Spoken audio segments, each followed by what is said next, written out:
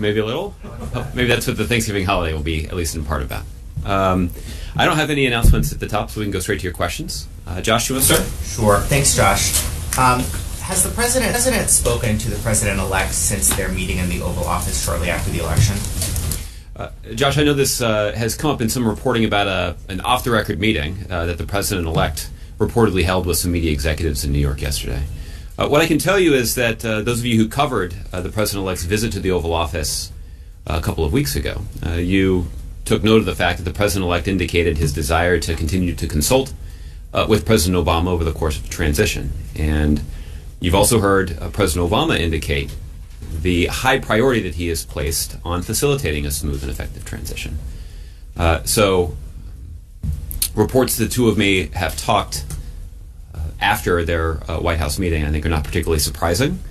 But in the same way that I protected the ability of President Obama to consult confidentially with other senior officials, including some former presidents, I'm not going to read out or confirm, every reported meeting or phone call or conversation. But I can tell you that the president has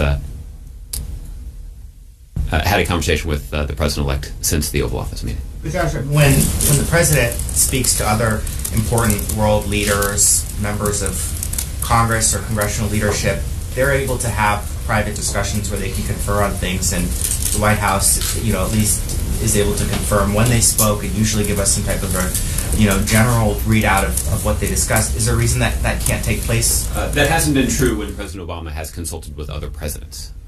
And I think that's the president-to-president prerogative that we're trying to protect. But again, as President-elect Trump indicated in the Oval Office, he was hoping that he would have the opportunity to consult with President Obama over the course of this transition. President Obama has committed to a smooth transition, and as a result, they've spoken at least once since their Oval Office meeting. Is the White House hoping that Trump and his team will be similarly coy and not releasing a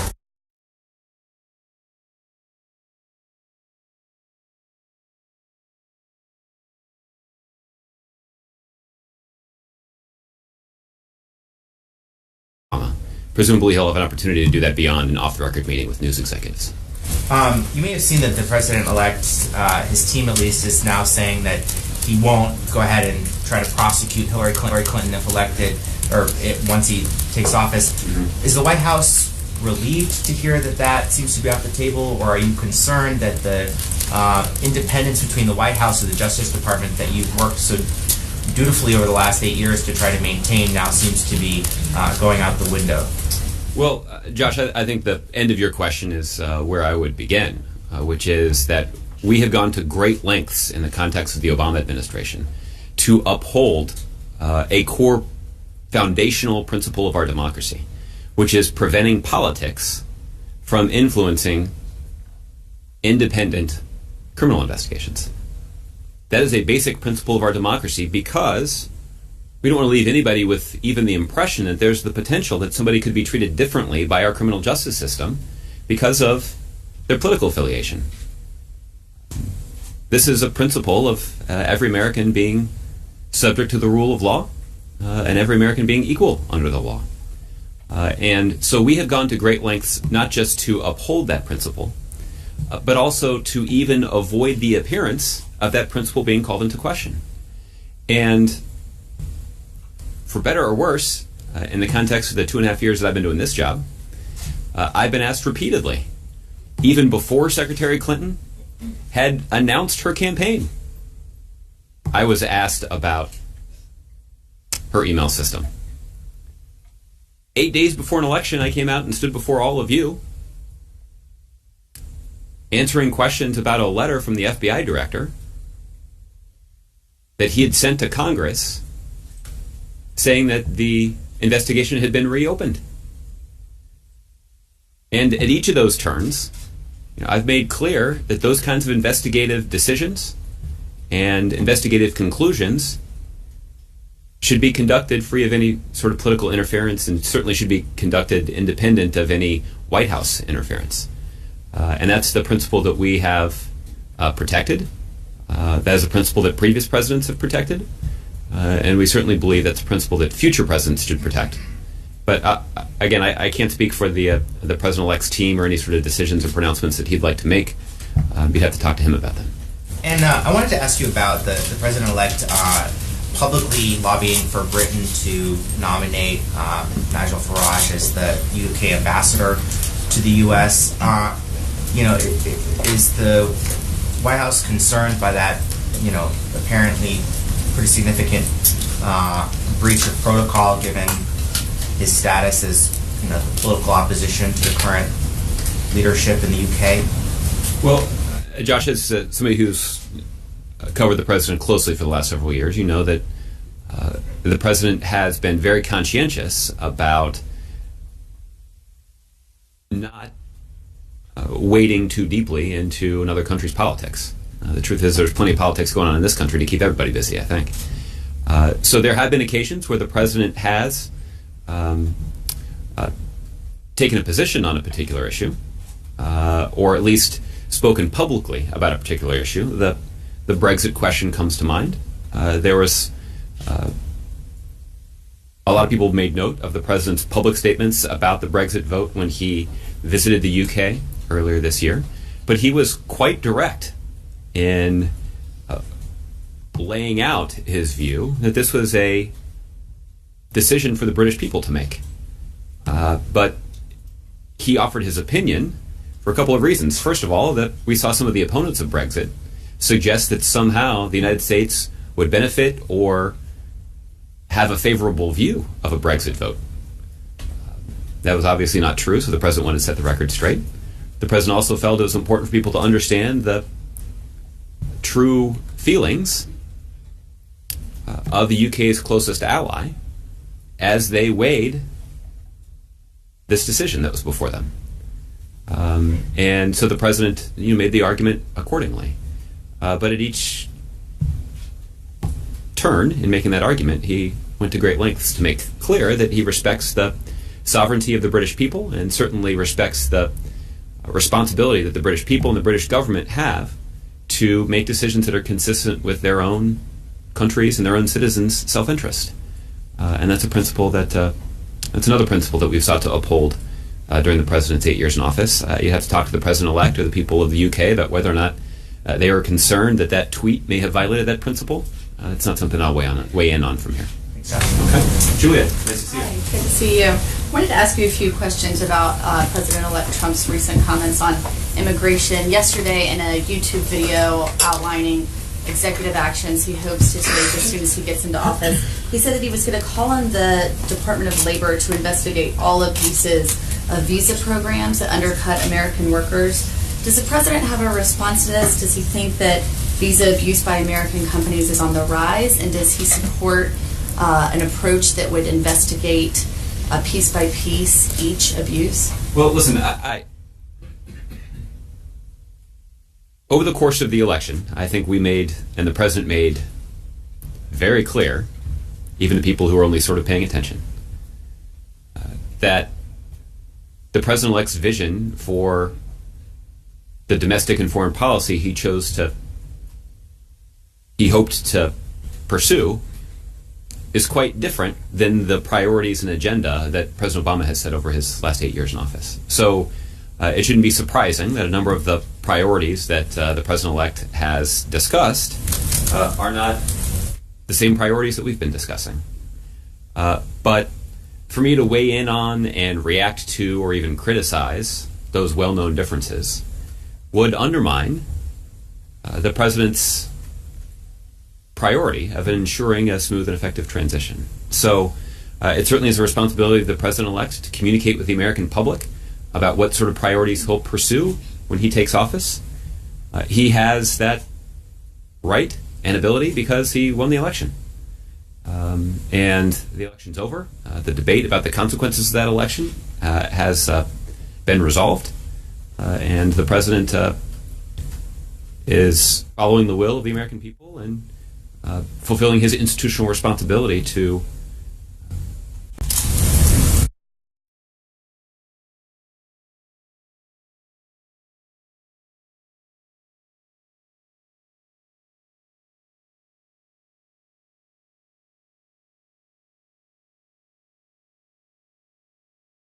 on President-elect's plan to unravel the executive actions on immigration, like the DACA, the Dreamers Act, who were brought to the U.S. by their parents, work authorizations.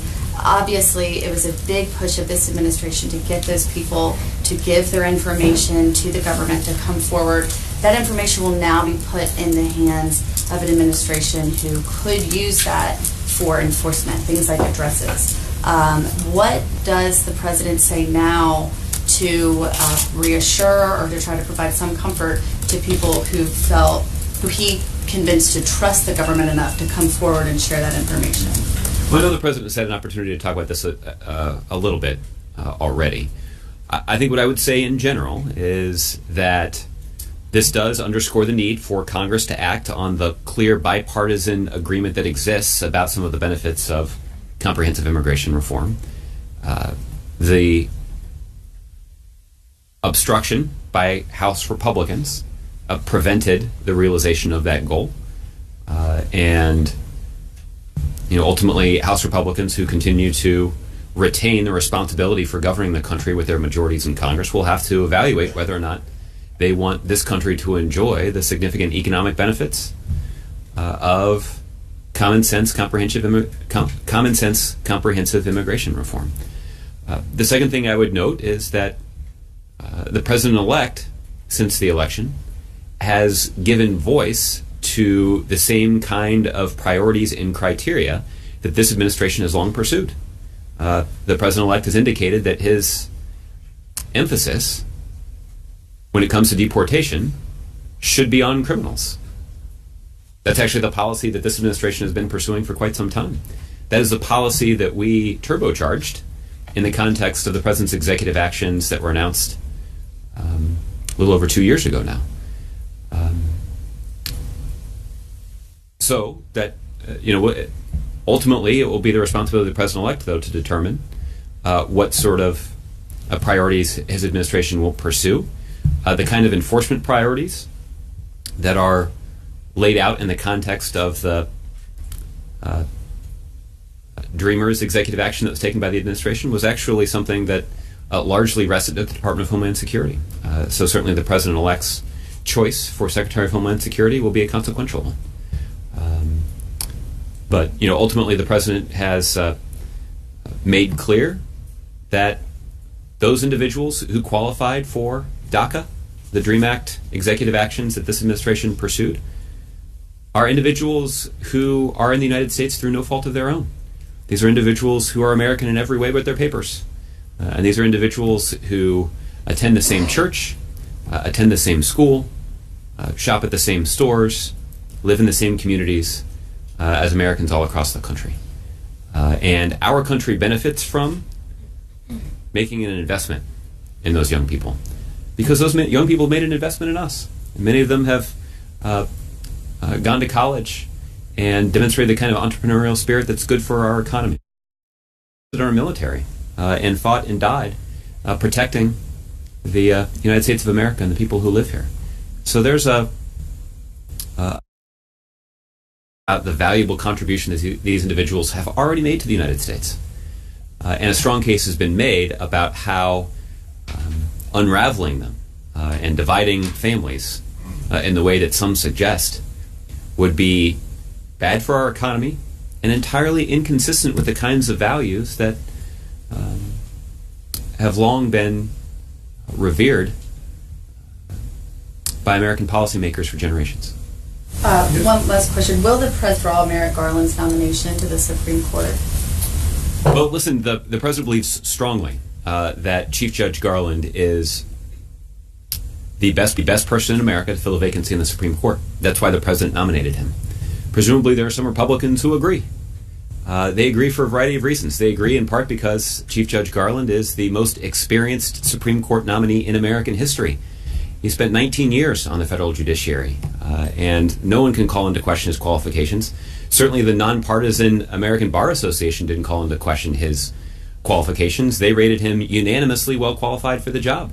You had Republicans who in the past had discussed Chief Judge Garland as a consensus nominee, as somebody who is going to set aside his own political leanings and focus on the judge's responsibility to interpret the law. But Merrick Garland is also somebody who has bravely served his country. He led the investigation into the bombing in Oklahoma City and played a key role in bringing to justice those who killed more than 100 Americans in Oklahoma City more than 20 years ago now. So Chief Judge Garland is somebody who is qualified. He's a man of impeccable character, and he's a man who served his country. And it is disgraceful the way that Republicans in the United States Senate treated him.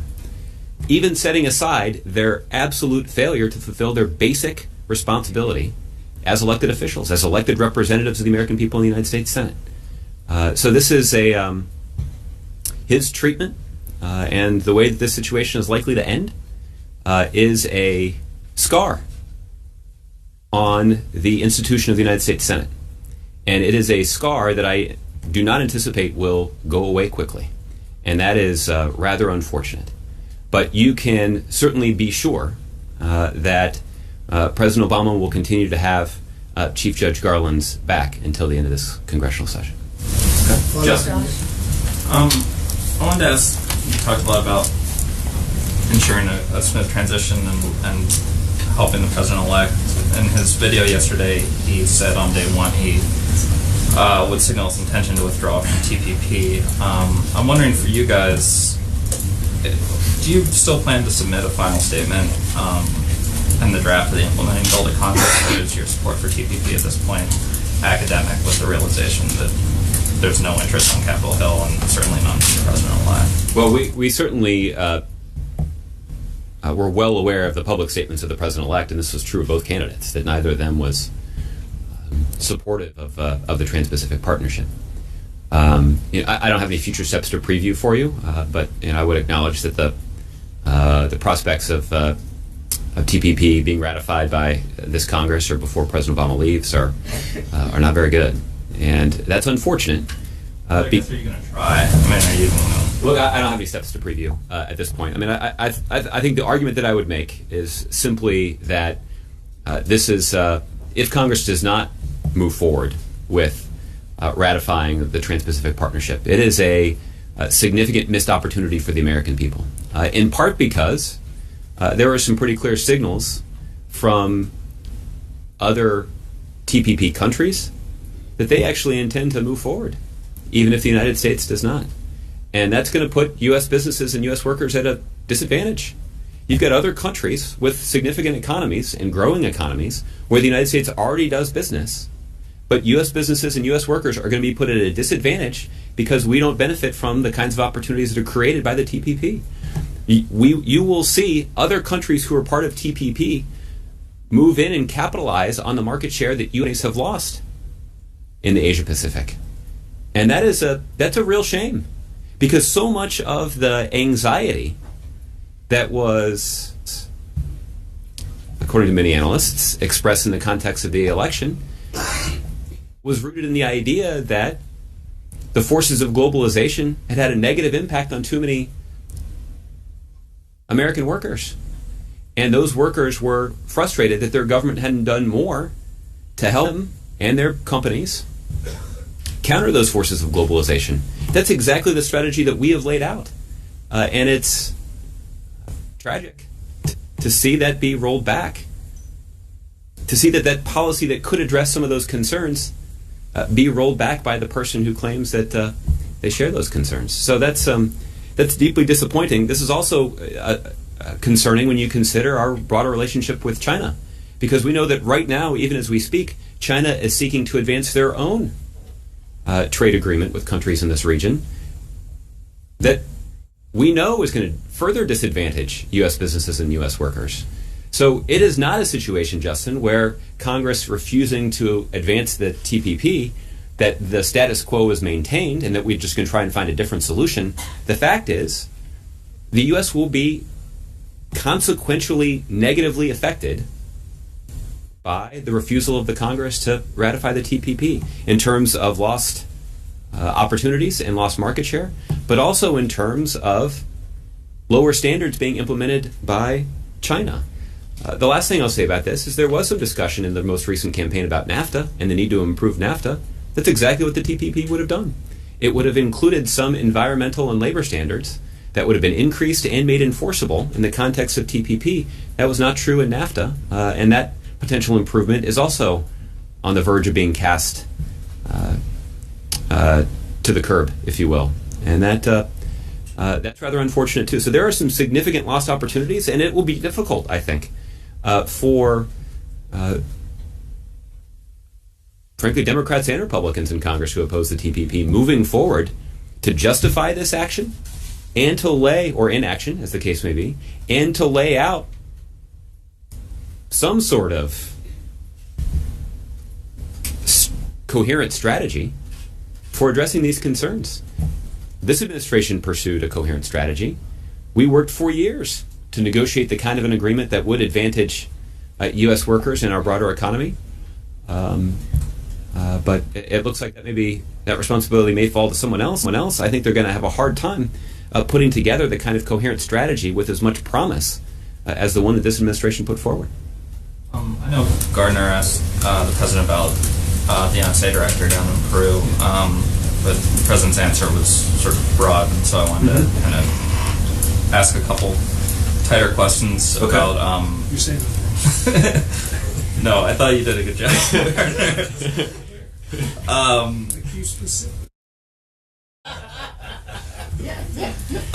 Gardner, would you like to step up here and handle this one? I can take a break for a minute, and you can.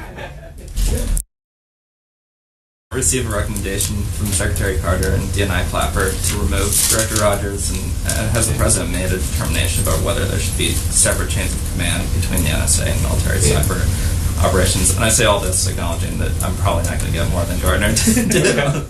Fair enough. You wouldn't be doing your job if you didn't ask, and I wouldn't be doing my job if I gave up a whole lot more. Particularly when it comes to something as critical to our national security as cybersecurity.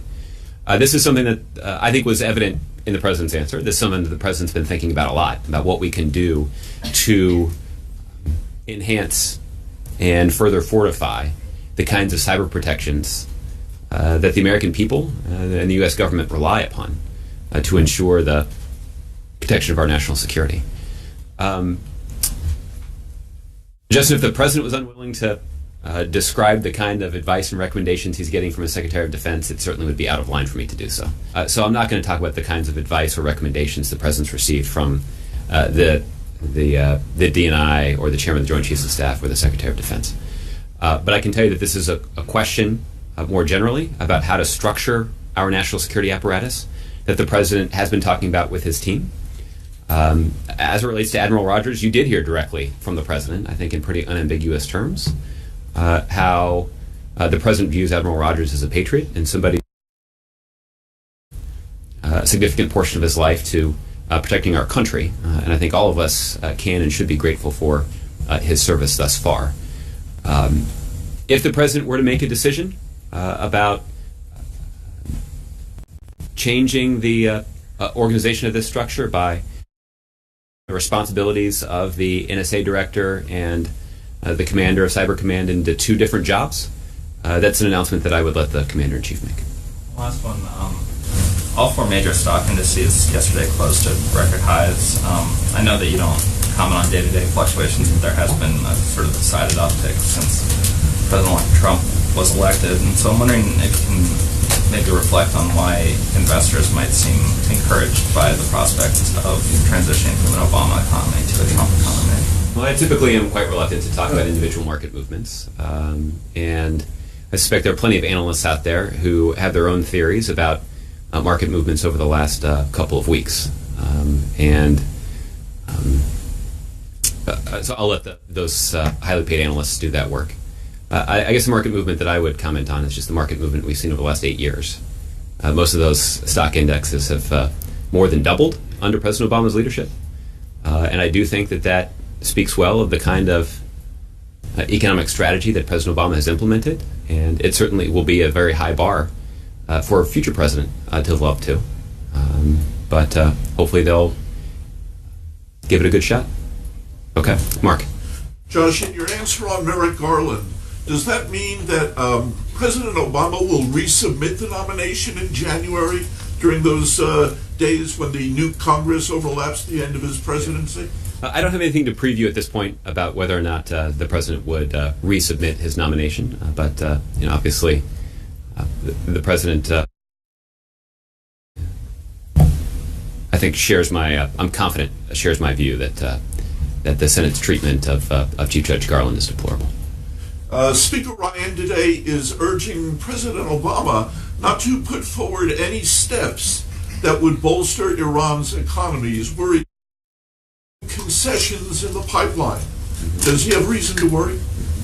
Well, I don't have anything to preview at this point. What I can tell you is that this administration through January 20th will allegations around the Iran deal that have prevented Iran from advancing their nuclear weapon capability, and that capability has been substantially rolled back because of this international agreement that the United States brokered with some of our closest allies.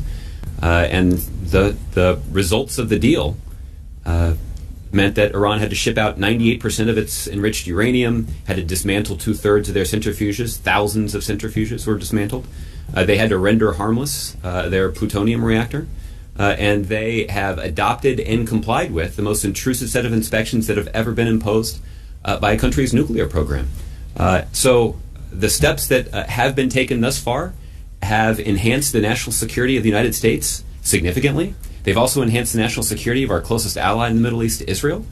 And I can tell you that our other European allies in particular feel very good about the progress that this agreement has yielded. In fact, it has exceeded not just the expectations of those of us who believe that the Iran deal was the right approach, but it actually has refuted every criticism that we heard from opponents of the deal. There was a suggestion at the very beginning that Iran would never even sit down and negotiate this kind of an arrangement in good faith. Once those negotiations started, there was a sense that that was put forward by opponents of the deal that Iran wasn't actually interested in negotiating an agreement, that they were just negotiating for time.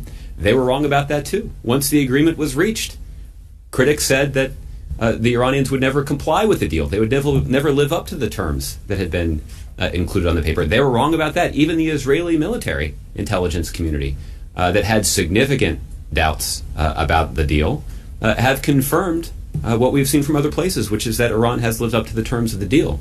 So while Iran lives up to the terms of the deal, the United States is certainly going to make sure we're fulfilling our commitments to make sure that the deal doesn't fall apart. And we know that our allies, the President had the opportunity to talk about this with some of the leaders of countries who also were a part of the international agreement to prevent Iran from obtaining a nuclear weapon, and they share that sentiment.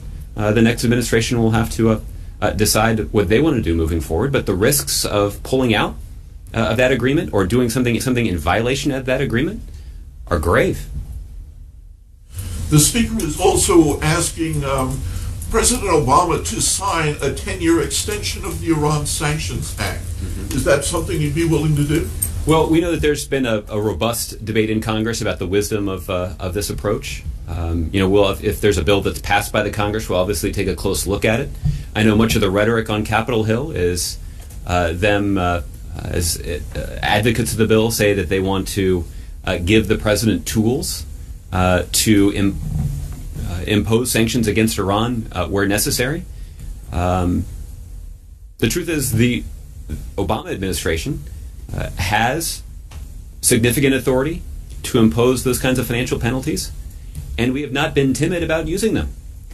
This administration has repeatedly, through the Treasury Department, imposed sanctions against Iran for a ballistic missile program that extends beyond the accepted guidelines of the international community. We've imposed sanctions against Iran because of their support for terrorism in the region. We have imposed sanctions against Iran because of flagrant violation of universal human rights. So these are tools that the administration already has, and we have certainly shown a willingness to use them. But if Congress wants to put more on the table, then we'll take a look at what they propose. We certainly are not going to, however, sign a piece of legislation that would undermine the ability of the international community to continue to successfully implement the international agreement to prevent Iran from obtaining a nuclear weapon. And one last question on today's event. Can you tell us or remind us how President Obama selects the recipients of his Medal of Freedom? Mm-hmm. Well, I know that this is a process that was created by, or an award that was created by President Kennedy. And the president every year looks for he has to acknowledge the contributions of people, mostly Americans, to the world and to the United States. And it's a rather distinguished group of individuals who are assembling in the East Room of the White House this afternoon to be recognized by the president with the highest civilian award that the president can offer. And these were individuals who were personally considered by the president. The president and his staff will spend some time considering a variety of candidates, but ultimately the president is the one who decides who is deserving of the award. And I think there's no argument who will be recognized today are richly deserving. Okay. All right, Andrew. Thanks, Josh. I wanted to go back to the question about Donald Trump's quote-unquote prosecution of Hillary Clinton. You spoke about upholding the core foundational principle of our democracy. Do you believe that the president-elect's comments and those of his staff risk eroding the core principle of democracy? Well, listen, there's ample opportunity for people to weigh in this debate, and certainly many people, Democrats and Republicans, availed themselves of that opportunity in the 2 weeks leading up to the debate. I suspect that the comments today will give more people a reason to weigh in, but I'm not going to weigh in from here. I think the one thing that I don't think I mentioned in my previous answer to this that is relevant here is that there was an investigation. The investigation was led by independent officials at the Department of Justice, including the director of the FBI. This is an individual who is a registered Republican. This is somebody who served as a high-ranking official in the Bush administration as a political appointee. He is somebody who is confirmed in the United States Senate by a majority of Democrats and a majority of Republicans when President Obama appointed him to the job. President Obama selected him for the job because of his demonstrated ability and his long-standing track record of putting aside his own political considerations to focus on the law.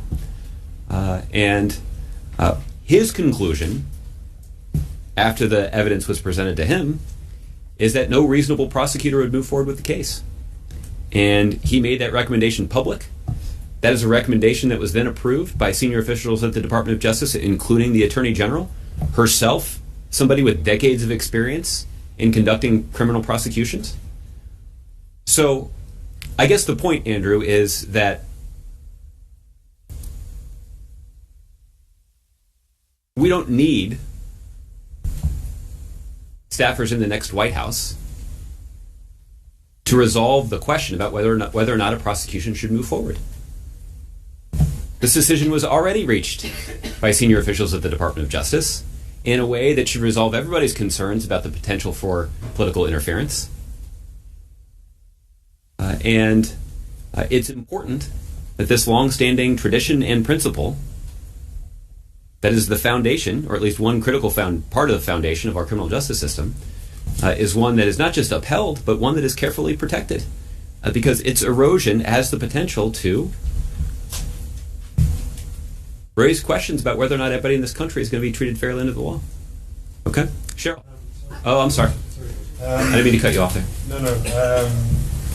What was I going to ask you? Yeah, the president has spoken quite a few times about the negative impact of partisanship and the need for reaching across the aisle. I was wondering if you think that Tulsi Gabbard's outreach to the Trump campaign offers a kind of example for Democrats in that regard. Well, I'm not going to comment on Congresswoman Gabbard's conversations. I mean, I think what I can tell you is that President Obama invited the president-elect to come to the Oval Office and meet with him.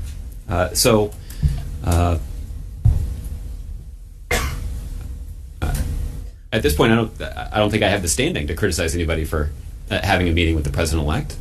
I think the president was pretty blunt over the course of the last week when he was traveling in Europe and Latin America, where he encouraged people in the United States and around the world to wait and see when it comes to assessing the pursuits of the next administration. And obviously, I think that's what we'll all be doing. Sorry, final one. Has the administration granted a license to Airbus to sell over 100 planes to Iran? I saw some of this reporting shortly before I came out here. I'd encourage you to check with my my colleagues at the Treasury Department. That's the agency that handles those licenses and makes those decisions. Okay. Cheryl.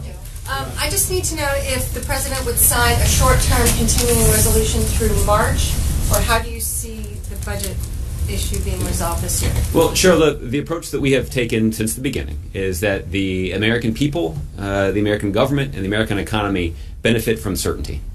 And one piece of certainty that the federal government owes the American people and the American economy is budget certainty. There's no reason that Congress shouldn't be able to fulfill their basic responsibility to provide an annual budget for the U.S. government, and to do that on time, and to put forward a budget that is consistent with a set of principles about the best way to govern the country.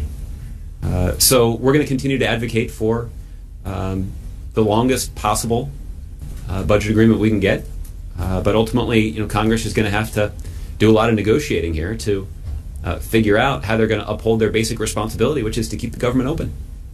Republican leaders have said that they want to wait until the next administration comes in. Mm-hmm. Will you allow that to happen? Well, again, we'll have to see what they put forward. I think this is one of those situations where, if Cheryl, if you and I were negotiating this out, we would probably get it resolved in about 90 minutes. But that's not the way that our system of democracy works. There are a much larger number of people involved. Some of them are, to be blunt about it, making decisions that are based on politics and not on the national interest. And that's unfortunate. And that makes the process imperfect, longer than necessary, and sometimes yields outcomes that are not in the best interests of the country, even if they are in the best interests of some individual members of Congress. So we'll see to what extent politics infects this particular process, but that's something I can't judge in advance. Okay? Dave. Thanks, Josh. On that video announcement that President-elect Trump made last night, he also mentioned regulations. He planned to undo 2 regulations, he said, for every new regulation that comes forward. Mm-hmm. Did the White House view that as a warning not to go forward with unfinished business? No, not at all. In fact, this administration has actually pioneered a rather successful effort to do a review of pre-existing regulations that were already on the books when President Obama took office. And we can follow up with you with some data that indicate that illustrate the economic impact, the positive economic impact of that regulatory look-back proposal. There are a substantial number of regulations that were taken off the books by the Obama administration in a way that had an important material benefit for the U.S. economy. So, if the Trump administration is prepared to pursue the same kind of strategy, my guess is that I'm confident that they will have. They'll reach some different conclusions than we did, but that certainly is an entirely expected pursuit of theirs. What's your view about his mathematical equation? He's looking for a twofer, basically, to undo just on basis of math. Yeah. Again, the president spent a lot of time on over the last week talking about how so much of governing may seem very simple on the surface, particularly when you're running for the job, ends up being a lot more complicated once you get into the job and you evaluate the consequences for the actions that you are promising to take. I suspect that may be true in the context of the incoming administration's consideration of repealing a range of regulatory actions. Okay. Michelle. Oh, I'm sorry, Suzanne. Nice to see you. I'm used to Michelle sitting there.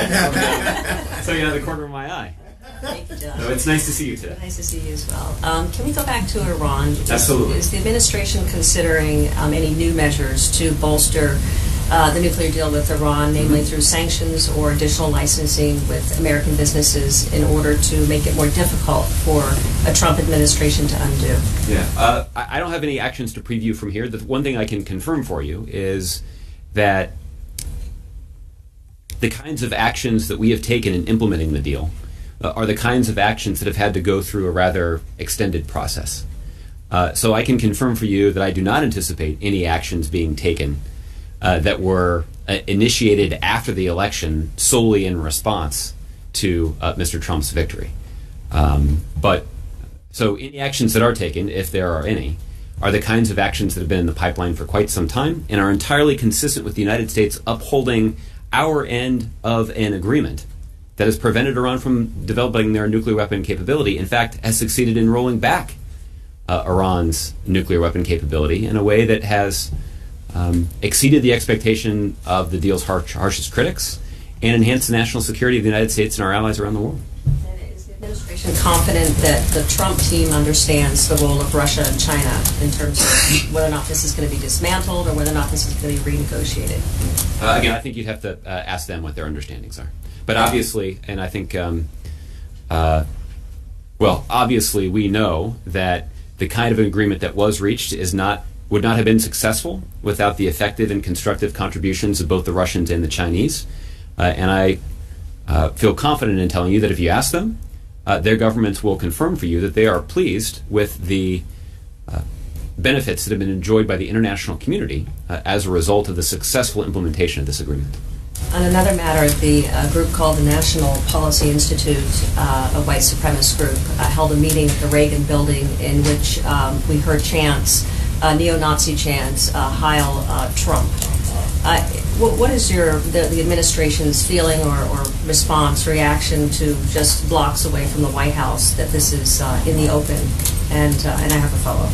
Well, for more than a year, you've heard me express some profound concern about the extreme rhetoric that has succeeded in infiltrating its way into our political process.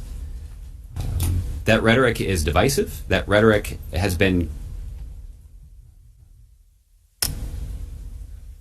contrary to our values as Americans and deeply concerning, not just to people in the administration, but to Democrats and Republicans all around the country. I saw some of the reporting about this meeting that took place while we were out of the country. I think what I would say is that the president's view is that it's not just the responsibility of people in elected office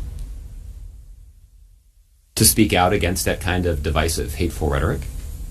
It's the responsibility of everybody who's blessed with American citizenship.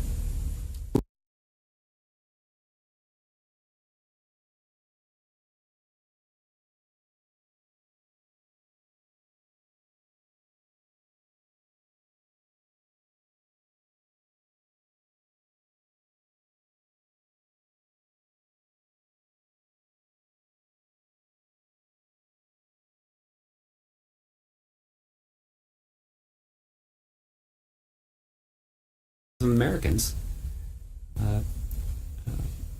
to advance the interests of our country together. That change doesn't start from the top down; it comes from the bottom up, and that all Americans have a responsibility to remain engaged in our democracy and to be vigilant in defending the kinds of values that have served our country so well for 240 years. And the president is optimistic that people of good faith and goodwill all across the country, even if they're in different parties, standing up against this kind of extremism and hate. And it is, after all, critical to the success of our country, that we remember just how much we have in common. It's not everything, and that doesn't mean we should paper over the differences that we have, particularly in the political sphere. But at our core, we share a commitment to a set of values that we're endowed by our Creator with certain inalienable rights, and that we're all equal before the law. And then we're not going to be judged by the color of our skin or the way we worship God. We're going to be judged by our character. We're going to be judged by our patriotism. We're going to be judged by our contributions to this country.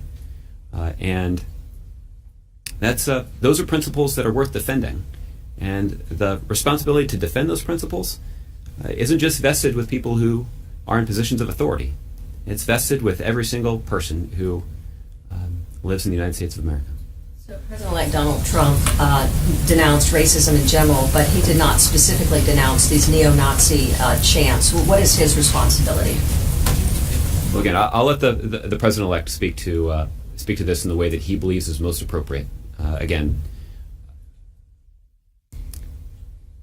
it's not. I don't think it's breaking news that people who serve in this administration have some significant differences with the style and tactics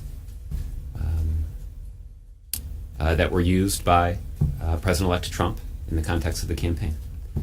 And those concerns have been well documented. But the election's over, and what we are focused on is prioritizing the smooth and effective transition. Doesn't mean those differences have gone away. It doesn't mean our passion for those arguments has diminished. But it does mean that at some point it's the responsibility of people who work in the White House to prioritize a smooth and effective transition to the next administration. And that institutional responsibility supersedes any strong concerns that I and others in the White House have about the kind of divisive rhetoric we've seen on the campaign trail and what sort of responsibility the president-elect has for commenting on it. I'm just asking, transition aside, do you believe that the president-elect has a responsibility to denounce those kinds of neo-Nazi comments? And what I'm saying is that the smooth and effective transition is our top priority right now. And so I can't put it aside to comment on this issue, even though the feelings of people in this building about that kind of issue are intense. Right. Karen. Josh, does the president of the White House have a reaction to the bus accident yesterday in Tennessee that killed several school children? Listen, our heart goes out to the families of those who lost children in that terrible accident. In some ways, this is every parent's worst nightmare. And, I know that first responders and EMTs and police officers responded quickly to the scene and performed heroically to try to save lives and ease suffering from those who were injured and to deal respectfully with the families who sustained this tragic loss just 3 days before Thanksgiving. So it's obviously a terrible situation there, and the families of those children who were killed and injured are on our minds today.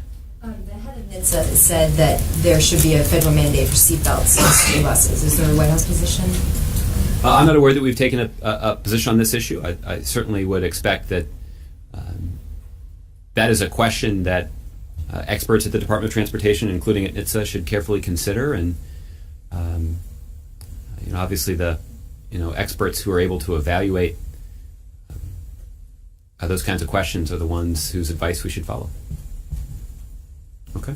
All right. Mike, nice to see you back. Thank you, Josh. Nice to see you.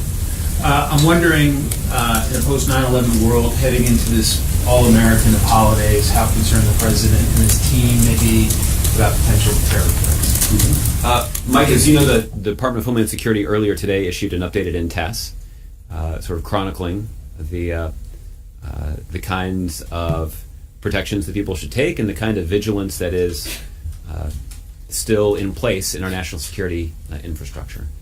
And the truth is, 365 days a year, whether there's a holiday coming up or not, the men and women of our national security apparatus and our homeland security apparatus are going to great lengths to keep the American people safe.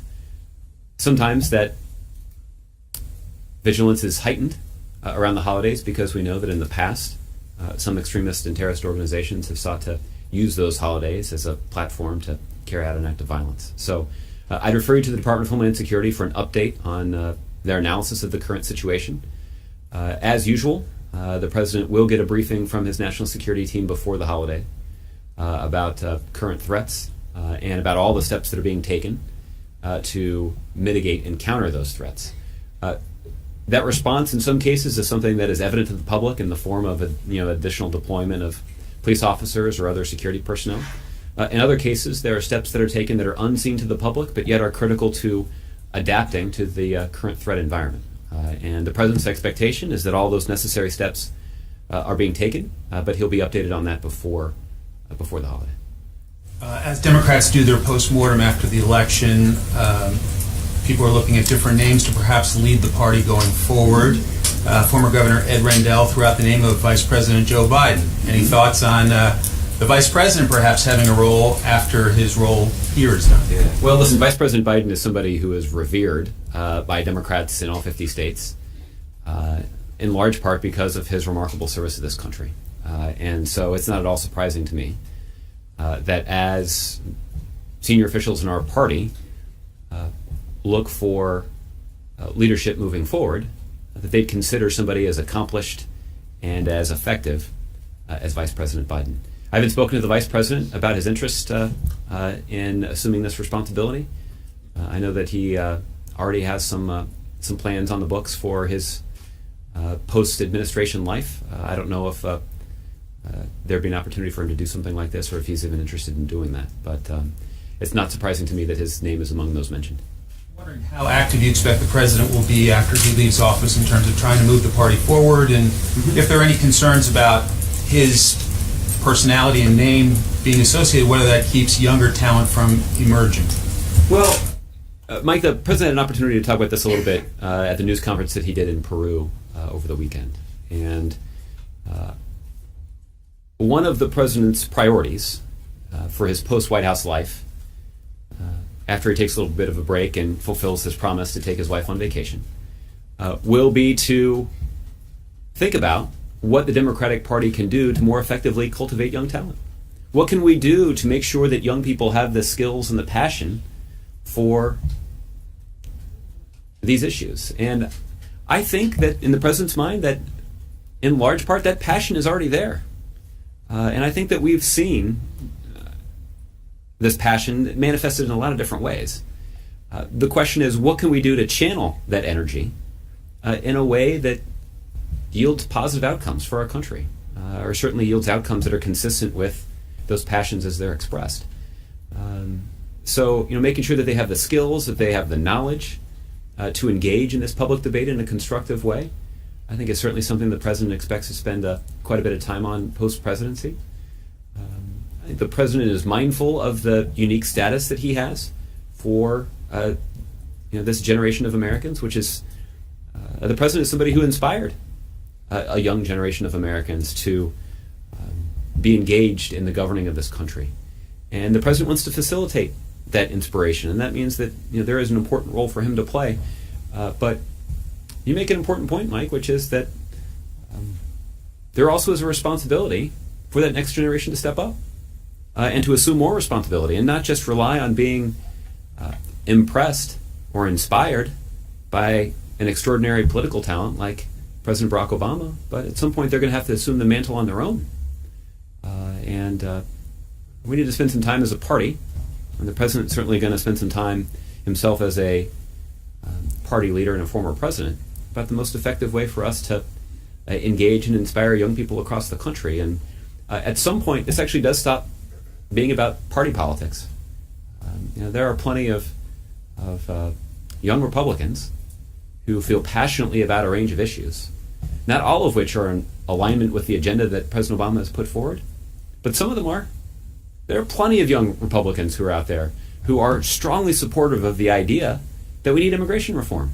There are plenty of young Republicans out there who understand that putting forward an affirmative strategy like the Trans-Pacific Partnership actually is good for the U.S. economy because it's going to create businesses for young entrepreneurs in the United States to do business in Southeast Asia. So those are just a couple of examples where having more passionate voices of young people on the Republican side even if they're not voting for Democratic candidates for political office, they're contributing to the national conversation in a way that makes our country a better place. So, so the president is, approaches this as somebody who is a proud Democrat and as somebody who is interested in seeing the Democratic Party succeed. But he's most of all interested in the success of the country. And so if there's an opportunity for him to engage and inspire and motivate even young people on the other side of the aisle, he would relish that opportunity too. Okay. All right. Juliet. Josh, the president has awarded more medals of freedom than any other president in history, and obviously just held a ceremony a couple months ago. Can you explain why he felt that he wanted to award 21 more medals today? Well, it's simple, Juliet. The president was aware of some more deserving awardees. And I think anybody who's had an opportunity to look through the list of recipients today would acknowledge that these are extraordinary people. People who have made extraordinary contributions not just to the United States, but to people of different nationalities all around the world. I take the example of Bill and Melinda Gates. They've dedicated their fortune to curing disease and improving the educational prospects of people not just in the United States, but people all around the world. And that is makes them worthy of the highest civilian honor that any president has to give. Okay. Chris. Josh, Donald Trump on 60 Minutes said he's fine with the Supreme Court ruling in favor of same-sex marriage, called it settled and done. Given that he has pledged to appoint justices to the Supreme Court in the mold of the late Associate Justice Antonin Scalia, do those words have any value? Well, I guess that's a question you'll have to ask him. And ultimately, he'll have to decide what kind of person he wants to fill vacancies on the Supreme Court should they arise, or should they persist into his presidency. But ultimately, that'll I'll let him speak to whatever criteria he intends to use to appoint people to those to that position. I can tell you that President Obama is quite proud of the service of the people that he's appointed to the Supreme Court. That certainly is true of Justice Sotomayor and Justice Kagan, and the president believes that Chief Judge Garland would be an excellent justice on the Supreme Court. There's some Republicans who think that too, and if they can't say so. But ultimately, that responsibility will now rest with the next president of the United States in terms of filling vacancies on the Supreme Court.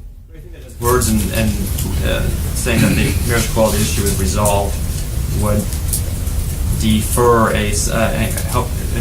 deter any process leading to a subsequent ruling that would undo the marriage, the Obergefell decision.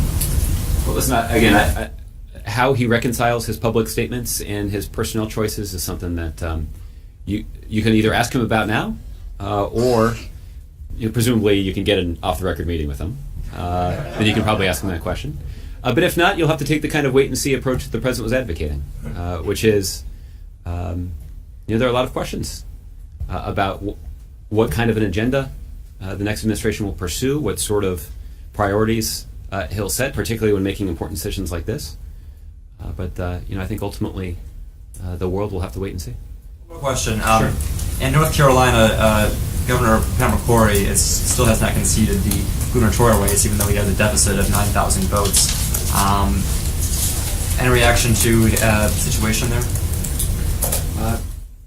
Not really. I mean, this is something that I'll let the vote counters decide. I think that the one thing that I can say is that the way that Secretary Clinton and Senator Kaine have handled their election loss should serve as an example for candidates on both sides of the aisle. They have handled their loss with grace and dignity. They have not backed down from the arguments that they made that actually resulted in them getting more votes than their opponent in the election. But they knew the rules in advance, and they have set a very high standard that other candidates should strive to live up to. Thanks, Josh. Jordan. Thanks, Josh. I want to ask you about another aspect of President Obama's post-presidency that he talked about on Sunday, which was the possibility that he might speak out after he leaves office if he sees that American values are under attack. Wondering if there was anything that he saw or witnessed from President-elect Trump in the last week, any announcements, statements or appointments that triggered him to say that? Well, Jordan, I guess what I would say is that if he certainly had ample opportunity to do so over the course of the last week. The president, over the course of the last week, has done 4 different news conferences in 4 different countries. He's made himself available to all of you to take questions. And so I guess if that had popped into his mind, again, I don't think he would schedule an off-the-record meeting with television executives in which to share that opinion. He just would have said it publicly. What I think I would do, though, in terms of evaluating the president's answer, is I think it's notable that he has talked frequently in the past about how much he appreciates the way that his predecessor, President George W. Bush, handled a similar situation. Again, in this situation, you had President Obama, who had been quite critical of the Bush administration and some of the decisions that President Bush had made while in office. And President Obama had assumed office promising to change the direction of the country. And it must have been difficult for President Bush and his team to maintain some respectful distance from the ongoing political debate. And I think that's an indication of the character and leadership abilities of President Bush. And it certainly won him a lot of respect and admiration from not just President Obama, but others who served in the White House. And President Obama is certainly interested in living up to that standard. And that will be easy to do in the first couple of months, again, because he intends to take his wife on vacation and not follow the news closely.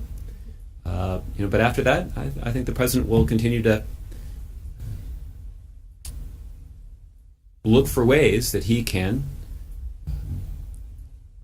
pursue the same approach that we've seen from President George W. Bush. The second part of his comments, he seemed to indicate that he wouldn't be taking the same approach as George W. Bush if something so severe, something was to happen that was so off the rails in his opinion that he just had to speak out. Or is that a misreading of his statement? Well, I think I think the best way to understand exactly what he said is to understand what his preference would be. And his preference would be to be able to pursue the same approach that President George W. Bush has pursued. And he believes the country is well served by a smooth transition of power and by an incoming president who's committed to some basic tenets and principles of American democracy, and an outgoing president who is not weighing in on every policy proposal that's put forward by the new president. The new president deserves the opportunity to make a public case about what his priorities are, and to form his own impression without somebody as influential as the outgoing president trying to undermine him or criticize him at every turn. The country's not served well by that. The institution of the presidency is not well served by that. And that's the way that the president is thinking about this. And that's his hope about how this will play out. Okay? Yes. All right. Gene, I'll give you the last one. Thanks, Josh. Would Donald Trump team be following the President Obama's North Korean policy? You'd have to ask the president-elect's team about what policy he chooses to pursue with respect to North Korea. Obviously, the Obama administration will work closely with the national security team that President-elect Trump appoints to help them understand exactly what situation they're inheriting. They can understand exactly what strategies we have pursued that have allowed us to make some progress. They will certainly talk about all of the military steps that we have taken to enhance our ability to protect the American people and to protect our allies in Asia. They will certainly brief them on the success that we have had in organizing the international community to impose some additional pressure on the North Korean regime. They'll brief them on the steps that we have taken through the Treasury Department to try to increase that pressure through financial penalties. But we'll also update them with the latest intelligence assessment about where things stand. But ultimately, when it comes to making decisions and the future of that policy, that'll be the responsibility of the president-elect beginning on January 20th. So President Obama will continue to consulting about the North Korean issues with Well, I can't speak to any additional conversations that may occur between the president and the president-elect, but I can tell you that as the president-elect's team gets up to speed on a range of national security issues, we certainly will spend quite a bit of time at a variety of agencies talking to them about the policy that we've pursued with regard to North Korea, what steps we have taken to marshal international opinion and action on Korea, what steps we have taken militarily to enhance the safety and security of the American people and our allies, and we'll certainly update them on with the latest intelligence assessment about where things stand in North Korea. Okay? Thanks, everybody. We will not do a briefing here tomorrow, so I wish you all a very happy Thanksgiving. I hope you'll spend some time giving thanks to our many blessings with your family, and we'll see you here next Monday. Thanks a lot. Thank you. Friday night.